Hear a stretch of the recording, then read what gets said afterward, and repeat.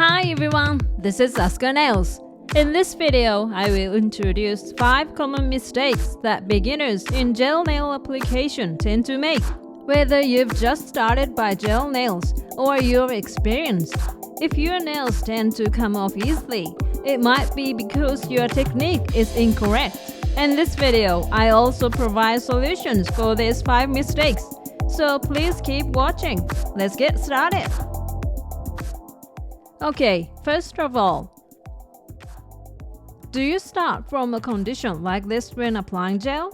If you are not sure what you are doing wrong, try looking into your nail care.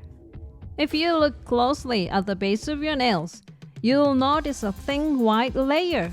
This is called loose cuticle or dead skin, and if you don't remove it properly before applying the gel may start peeling off from this area. That's right, the preparation before applying gel is insufficient and could be the reason why it's not working out. It might seem like a hassle, and neglecting nail care is common. However, it's the most crucial step to improve the longevity of your gel nails. Apply cuticle remover, push back the cuticle with a pusher, and use a ceramic pusher or nipper to remove them cleanly. Starting to apply base gel when the cuticle are not at the base of the nails, like this, is the correct way. In addition to this, don't forget to lightly buff the surface of your nails with a file as a part of the preparation too. After sanding, there will be a nail dust left at the tips. Leaving this can also lead to the entry of oil and moisture, so be sure to remove it thoroughly. Next, let's move on to the second common mistake. When applying gel, where do you start? Are you applying it from the cuticle area at the base of the nail? Starting from here can cause it to overflow and potentially harden on the skin. If it hardens like this, it may be fine for 1 to 2 days, but after 2 to 3 days, it can start peeling as moisture and oil get trapped underneath. Eventually, the entire nail can peel off from this area. So, if it gets on your skin, don't let it harden. Instead, use a wooden stick to wipe it away, or use a clean brush to remove the gel that made its way onto the cuticle area. I'll also introduce a technique to prevent it from going onto the cuticles. Start the first coat from the middle of the nail and spread it to the sides. Then, with a little pressure, just before the base of the nail, gradually bring the brush closer to the cuticle. This is a method that is recommended. This way, you prevent the brush from depositing too much gel at the base and reduce the chance of it going onto the cuticle. Applying the first coat at the base can lead to it overflowing like this, so avoid it. Moving on to the third common mistake.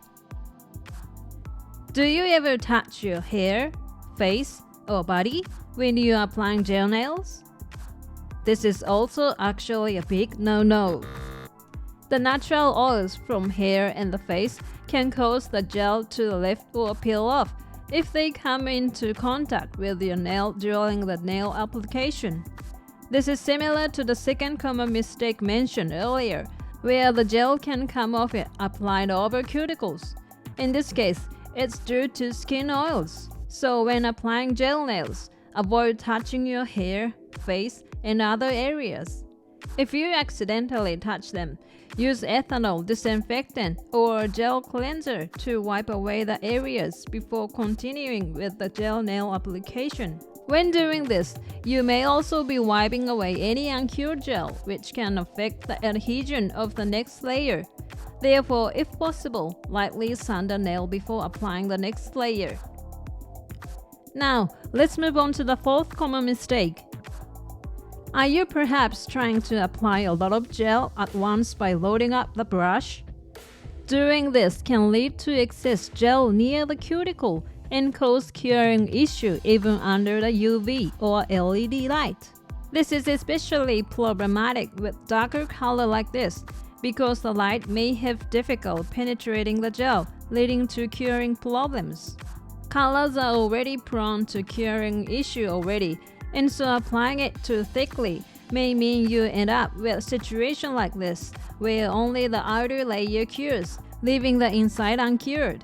There are more downsides to over-application. For example, imagine you've applied too much on your thumb, and it hasn't cured. Now you start applying gel to your index finger. While you're working on the index finger, the gel on the thumb, which hasn't cured, can start to drip to one side as the thumb tilts. Gel becomes even more prone to movement when the temperature and body heat are high, so thick application is big no. When applying gel, make sure to apply it thinly to avoid thickness. Also, when placing your hand in a curing light, if you do it like this, only your thumb will be at an angle, making it difficult for the light to reach all areas. To avoid this, cure the four fingers from index to pinky first, and then apply gel to the thumb, and cure it separately. This reduces the chances of curing issues. If you are experiencing issues with the thumbnail not adhering well, reconsider how you are curing it. Lastly, the fifth common mistake. The one is for those of you who haven't made the mistake mentioned in 1 to 4, as there's another issue for those experiencing peeling or lifting. It's that the foundation isn't tailored to your natural nails. What do I mean by this? For instance, if your natural nails are thin and flexible, they can move easily. This can create gaps between your natural nails and the gel, leading to lifting. In such cases, if you simply apply a base coat, 2 coats of color, and a top coat on your natural nails, it will lift quickly. To create a suitable foundation for thin nails, you need to add some thickness and hardness. One way to add hardness is to apply 2 coats of base coat. If this doesn't prevent lifting, try using 1 coat of the base coat and 1 coat of the hard gel. By customizing the foundations to your natural nail condition, you'll achieve longer-lasting gel nails. Nail salons usually take care of this, but if you're doing it yourself, you'll have to experiment to find the right method. Trying various methods to find what works for you is the key strategy for achieving long-lasting gel nails. For thin nails, add thickness and hardness, and for flat, downward curve or over curl nail, adjust the shape of the foundation to increase strength. This will result in gel nails that last a full month. How were the 5 common mistakes that gel nail beginners tend to make? I hope you can take this opportunity to review your techniques and ensure you are not making any of these mistakes. Use this knowledge to enhance your enjoyable life with gel nails.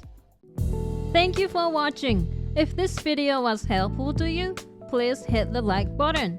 If you'd like to see more videos like this, please subscribe to my channel. See you soon. Bye.